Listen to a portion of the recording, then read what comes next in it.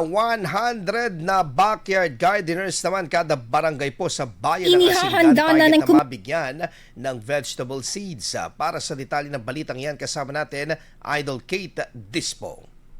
104.7 IFM. Report!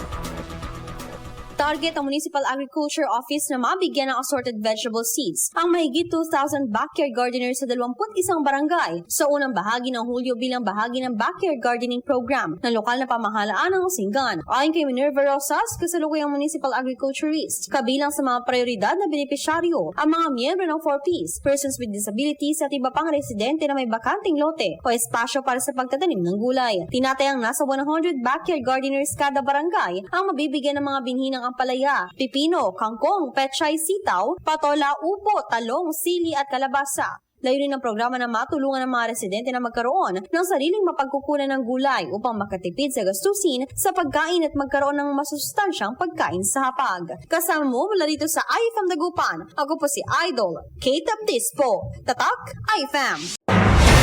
IFM News. IFM News. IFM.